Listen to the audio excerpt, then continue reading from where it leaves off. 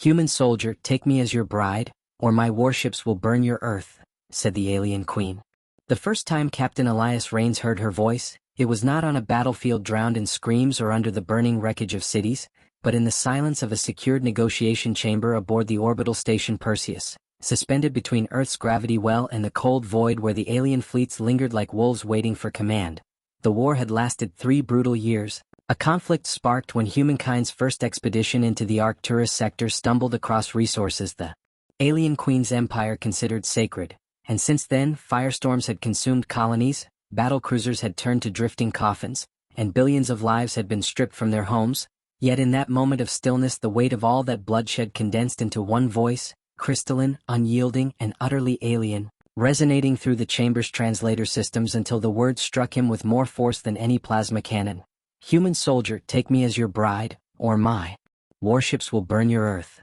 There was no mistaking the authority behind her declaration, nor the hunger in her tone, the dangerous blend of command and desire that made the human delegation stiffen as though facing a predator. But Elias, battle-scarred and weary from campaigns that had bled his regiment dry, found himself staring at the holographic projection that flickered above the negotiation dais, beholding for the first time the alien queen herself, a figure wrapped in silvered ceremonial armor etched with runes that glowed faintly like constellations, her tall, lithe form crowned with living filaments that pulsed faintly as though carrying her heartbeat into the air, her eyes impossibly luminous with shifting galaxies. A reminder that she was not merely a monarch of flesh but a sovereign tied to forces humans barely understood, and even as his training screamed to keep his face blank, his instincts told him this was no ordinary standoff, for the alien queen had chosen him personally from among billions of Earth's defenders, a single human soldier plucked from anonymity to bear the weight of species survival on his shoulders. The chamber reeked of tension, admirals and diplomats exchanging hurried glances, the hum of the translator delaying every nuance by a breath. Yet Elias felt the silence settle like ash before he forced his voice steady, asking the only question his mind could grasp. "Why me?" And the alien queen tilted her head, her luminous gaze narrowing as though measuring the distance between his doubt and her certainty, before she replied with the cool inevitability of gravity, "Because you are the only one whose defiance I could not crush." It was true, though he had not known. She remembered, during the siege of Kepler Station, when her armada descended with fire enough to erase all trace of humanity from the outpost, Elias had commanded a broken battalion, men and women on the brink of annihilation, yet they had refused to surrender, holding the docking bays for 9 hours longer than any tactical model predicted possible, buying enough time for evacuation fleets to escape into slipstream corridors, and though nearly all of his comrades perished, Elias had been dragged from the ruins alive, scars across his body and grief carved into his soul, an echo of defiance that apparently had haunted the alien queen's memory ever since, and now she stood across the stars demanding that defiance be bound not by death, but by marriage, a union that threatened to end the war or doom an entire planet depending on his answer. Elias felt the weight of billions pressing down on his chest, the expectation that he would play diplomat, martyr, and pawn all in one breath, but he was no politician. He was a soldier whose hands still trembled at night when the memories of charred armor and half-spoken goodbyes clawed their way back into his dreams, and yet here he was, the focal point of history, watching the alien queen's lips move with words that could dictate the survival of Earth, words that cut through the sterile air. "Like blades, I could burn your world in days. I could scatter your fleets to dust. Yet I offer peace and I offer it through you, soldier. Take my hand, become my consort, bind your people's fate to mine, and the fire will end." The council erupted behind him, voices raised, some hissing that it was a trap, others whispering that it was salvation, but Elias only heard his own heartbeat, a steady drum against the memory of fallen comrades whose sacrifice had carried him to this impossible crossroad, and he wondered if agreeing would honor them or betray them, if the alien queen's offer was mercy or mockery, and most of all, he wondered why, beneath the steel of her voice, he thought he detected a trace of something else. Loneliness, perhaps, or desperation wrapped in regality, a need she dared not name in front of her enemies. He looked at her, and in that gaze saw not only a conqueror but a figure who bore the crushing solitude of ruling a war machine empire, who had turned her heart into iron long before she threatened Earth, and for the first time Elias questioned whether the marriage proposal was only strategy or something stranger, something tangled in the fragile threads of connection that war sometimes forges between enemies. Still, the reality was unyielding. If he said no, fleets would descend, continents would vanish, oceans would boil, and Earth would be nothing but a burnt cinder beneath the alien queen's wrath. If he said yes, he would be bound forever to the very sovereign who had slaughtered his comrades, shackled by vows he did not believe into a future he could not comprehend, a fate as heavy as the grave yet less final, for it would stretch on in compromises and betrayals and fragile hopes. He straightened, feeling the eyes of Earth's generals and ambassadors burning holes into his back, and forced himself to speak, his voice low yet firm, carrying the echo of every battlefield where he had seen humanity's courage tested. If you want me, then you will give me more than threats. You will show me why I should trust you. The alien queen's eyes narrowed, galaxies contracting within them, and for a moment the chamber seemed to dim, her aura suffusing the air with a pressure that made the diplomats flinch, yet instead of lashing out, she inclined her head in acknowledgement, a predator conceding to prey that had earned the right to speak, and she answered with a softness that carried no less weight than her earlier command, "Very well, human soldier. I will show you. But remember, every hour you hesitate, my fleets wait in orbit, and patience is not an infinite resource." With that, her projection dissolved into fragments of light, leaving only silence and the echoes of her ultimatum hanging like a sword over Earth, and Elias Reigns stood alone in the chamber, every soul awaiting his decision, knowing that whether he walked into the arms of the alien queen or defied her outright, the course of humanity had shifted forever in that moment. Elias did not sleep the night after her ultimatum, not because he lacked exhaustion but because every time he closed his eyes he saw her gaze hovering in the dark like a constellation he could not escape, the alien queen's eyes alive with swirling galaxies, her words echoing against the inside of his skull, a vow and a threat bound together. "Take me as your bride or Earth burns," and though the generals spent the night arguing in war rooms, voices clashing over whether to mobilize fleets or to pressure Elias into compliance, he remained silent, knowing that his choice could not be forced with orders or patriotic speeches, because it was not simply a political calculation, it was a bond that would weld his soul to an enemy he could neither hate fully nor trust completely. And as dawn broke across the blue arc of Earth beneath the orbital station, he was summoned into a shuttle bound for the alien flagship where he would meet the Queen face to face, no longer a hologram but a living presence whose nearness might either shatter his resolve or harden it beyond return. The shuttle glided through black silence, escorted by alien interceptors whose designs were both elegant and terrifying, hulls curved like blades forged from starlight, and Elias watched their movements with a soldier's instinct, noting firing vectors, assessing escape routes, though he knew none of that mattered if they chose to obliterate him mid-flight. Still, the discipline of observation steadied him, gave him something familiar to hold on to as the alien flagship grew in the viewport, a colossal vessel that dwarfed Earth's greatest carriers,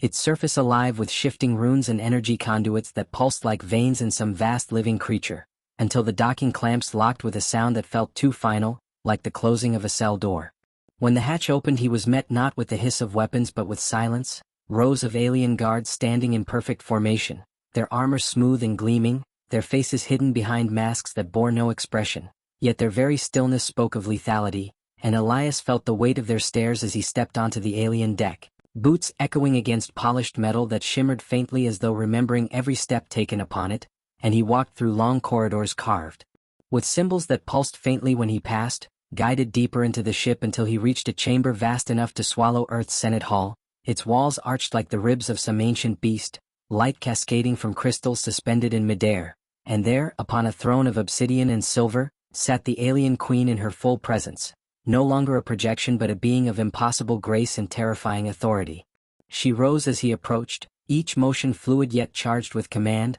the living filaments that crowned her head shifting like strands of light, and her gaze found him across the distance, pinning him in place until he felt as though the air itself had thinned, and when she finally spoke the translator embedded in his collar nearly faltered under the layered tones of her voice, not merely sound but resonance that seemed to brush against his thoughts. "So, the soldier comes willingly to my court. Tell me, Elias Reigns, have you decided whether to be my consort, or my enemy?" The hall's silence amplified her words, and Elias steadied himself, forcing his voice to remain even though his throat ached with the effort, replying, "I came for answers, not vows." The alien queen descended the steps of her throne with a predator's grace, closing the distance until she stood close enough that he could see the faint shimmer of energy that clung to her skin like a second armor, her height nearly level with his own, her gaze unreadable, and she tilted her head slightly as though dissecting his resolve before answering, "Then I will give you answers, soldier, though I warn you, truth is often heavier than war."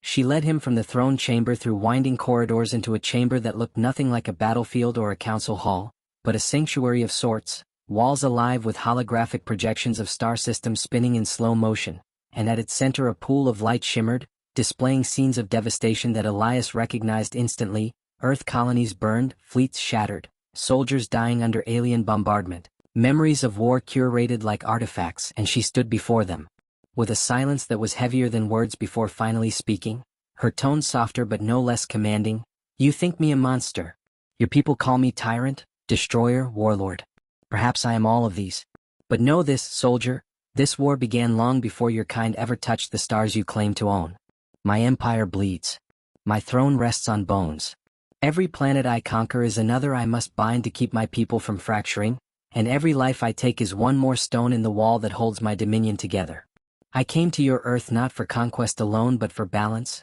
for the survival of what I rule. Her words unsettled him because they carried not excuses but weariness, a confession woven with steel, and Elias found himself asking, "And marriage to me gives you that balance?" Her eyes flashed with starlight, and for the first time he saw not command but something raw flicker within them as she replied, "It gives me more than balance. It gives me a tether to a people who fight with a spirit I cannot replicate, a spirit that defies the inevitability of power. You, Elias Reigns, you embodied that when you held Kepler Station against my fleets. I saw in you not just defiance but a refusal to yield to the impossible. I need that spirit at my side. Without it, I may hold an empire, but it will be an empire destined to fall." Her words struck deeper than he expected, because Elias had lived his whole life as a soldier obeying orders, carrying burdens without choice, yet here was his enemy, the alien queen herself, speaking as though his defiance had carved itself into her fate, and he did not know whether to feel pride or dread at the thought. Still, he forced himself to answer, "And what of my people? Do they become vassals under your crown? Do they bend knee because their soldier was forced into a marriage bed?" At that, the alien queen's expression shifted, a tension tightening her features as though she wrestled with something unspoken, before she answered with deliberate clarity, "If you take me as your bride, your Earth will not burn. Your fleets will remain your own. Your people will not kneel to me but walk beside me as allies bound in union. But if you refuse," her voice trailed, yet the pool of light shifted to show Earth itself, blue and fragile against the void, surrounded by the phantom outlines of alien warships primed to strike, and Elias felt his chest tighten as though the air itself rebelled against his lungs. The ultimatum was clear, the choices razor-edged, and yet beneath the threat he still sensed that strange undertow of loneliness in her voice, as if she wanted not only to bind his people but to bind herself to something she had long been denied. He turned his gaze to her, searching, and asked quietly, "And if I said yes, not as a soldier obeying his orders, but as a man choosing freely, what then? What becomes of you?" The alien queen blinked, and for the first time her composure cracked, just faintly as she whispered, "Then perhaps I would no longer be alone upon this throne." That confession hung between them, fragile and dangerous, and Elias realized with a jolt that for all her power, for all her fleets and empires, she bore a solitude deeper than any wound he had carried, a loneliness carved by centuries of command, and the marriage she demanded was not simply a political maneuver but a plea for connection disguised as ultimatum. Still, he could not surrender to sympathy alone. He thought of Earth, of his comrades' graves, of the billions who would pay the price of his decision, and the enormity of it pressed so heavily upon him that he staggered under its weight. The alien queen reached forward then, not with a weapon but with her hand, luminous filaments glowing faintly as she extended it toward him, a gesture both regal and vulnerable, and her voice was steady as she said, "Take my hand, Elias Reigns. Not as soldier to queen, not as conqueror to conquered, but as one soul to another. If you can do this, the war ends. If you cannot, then the war continues until your Earth is ash." Elias stared at her hand, every instinct warring within him, knowing that if he touched it he might be binding humanity's fate forever, yet if he turned away he would condemn billions, and in that suspended heartbeat between choice and ruin, he realized that this was no longer only about Earth or empire, but about the collision of two lives forged in fire, a soldier and a queen, enemies tethered by defiance and loneliness, standing on the edge of a decision that would shape not only their fates, but the destiny of two civilizations. Elias had faced death countless times,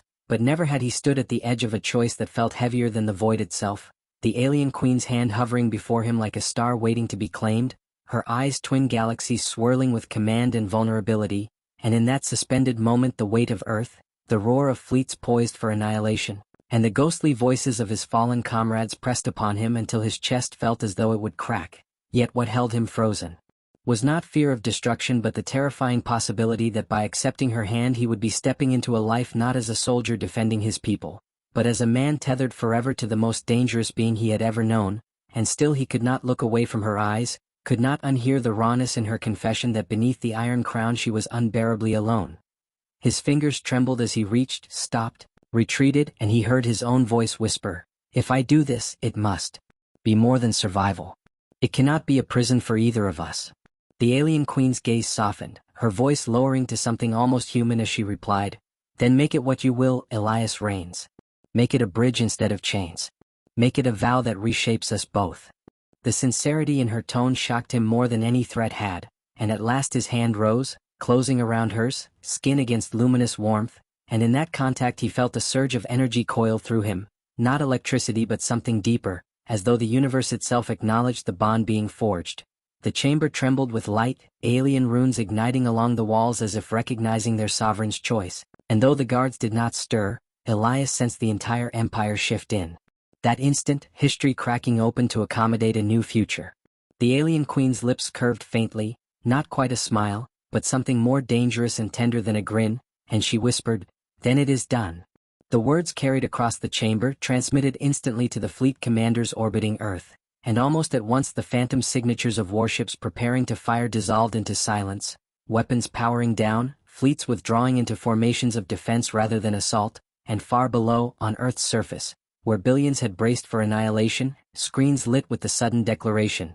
The war was over, a marriage had been pledged between the alien queen and Earth's chosen soldier, and while governments scrambled to interpret what this union meant, ordinary people fell to their knees in stunned relief, tears flowing freely as the shadow of extermination lifted for the first time in years. Yet for Elias there was no celebration, only the hollow throb of realization that he had just bound himself not by diplomacy but by intimacy to the very figure who had haunted his nightmares, and as she guided him through the ship toward a private chamber, the echo of his choice gnawed at him, whispering of betrayals and fractures that might still come. The chamber was quieter than the throne hall, a place woven with strands of bioluminescent vines that pulsed gently like living lanterns, and here, alone, the alien queen removed her crown, setting it aside with hands that shook just faintly, and Elias was struck by the sight. Without the crown, without the aura of command, she seemed younger, almost fragile, though the power within her had not dimmed, and she looked at him not as sovereign to subject but as woman to man, her voice unsteady for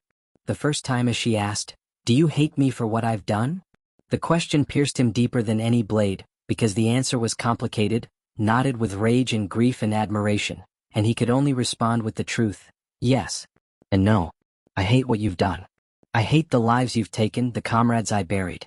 But I cannot hate you, not when I see the weight you carry." She closed her eyes at that, a single breath shuddering from her chest, and when she opened them again he saw not a queen but a soul cracked beneath centuries of war, and he understood that she had not chosen him merely because he was defiant, but because in him she saw the possibility of forgiveness, of a bond unshackled by conquest. Still, he knew forgiveness was not simple, nor was peace guaranteed, and so he said carefully, "If this union is to mean anything, then it must begin with truth. No secrets. No manipulations. If you want me as your bridegroom, then you must be my equal, not my captor." The alien queen's gaze hardened for a moment, her instinct for command bristling, but then it softened, her luminous eyes lowering in a gesture of concession that stunned him more than threats ever had, and she said quietly, "Then let it be truth, Elias. From this moment, I will bind no chain upon you. If you choose to leave, you may. If you choose to stay, it will be by your will." The simplicity of that vow struck him with more force than her fleets,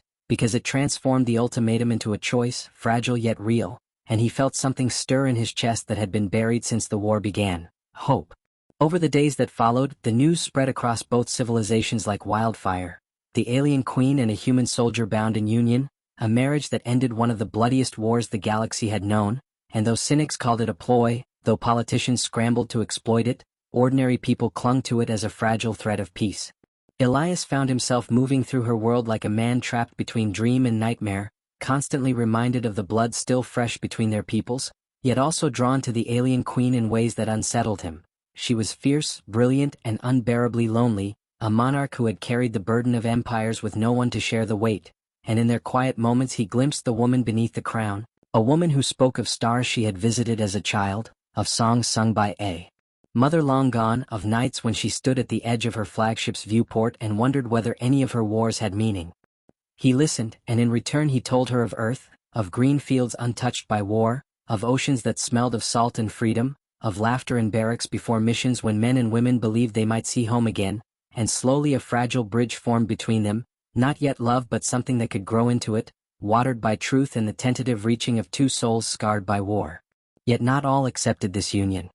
Among Earth's ranks there were whispers of betrayal, soldiers who cursed Elias for sleeping beside the monster who had killed their families, while within the alien empire there were admirals who sneered at their queen for binding herself to a human they considered inferior, and more than once Elias found himself at the center of assassination attempts meant to sever the bond before it solidified. But each time the alien queen stood beside him, unleashing wrath upon traitors with a ferocity that made clear she would destroy even her own to protect him, and each time Elias realized more deeply that her vow of truth had been real. At last, weeks later, they stood together in a ceremony witnessed by both species, a ritual woven from alien fire and human vows, and when Elias spoke the words binding himself to her, he did so not out of fear of annihilation but out of recognition that beneath crown and armor she was a woman who had chosen vulnerability with him alone, and when she took his hand in return, her eyes glimmered with something he knew was not feigned, love, tentative but real, a love that had grown from ashes into fragile flame. And so it was that the war ended not with the roar of fleets or the ruin of worlds, but with the joining of a human soldier and an alien queen, enemies bound by loneliness who found in each other not conquest but connection. And though their union would not erase the dead or heal every scar, it forged a future where Earth and the Empire walked side by side instead of locked in endless war, a future fragile, uncertain, yet alive with possibility. As Elias stood beside her on the balcony of her flagship, looking out at the stars no longer choked with fire, he felt the ghosts of his comrades stir within him, and for the first time in years he whispered not an oath of vengeance but a prayer of peace, knowing that he had not betrayed them by choosing her, but honored them by ending the war they had died fighting. The alien queen's hand tightened around his, and when he turned to her she smiled, truly smiled, for the first time, and in that smile he saw not a conqueror, not an enemy but a partner, a woman who had once threatened to burn his world but who now shared it with him. And as the stars stretched endlessly before them, Elias realized that the best endings are not victories carved in blood, but choices born in love, choices that reshape empires, choices that turn war into peace and loneliness into something unthinkably beautiful.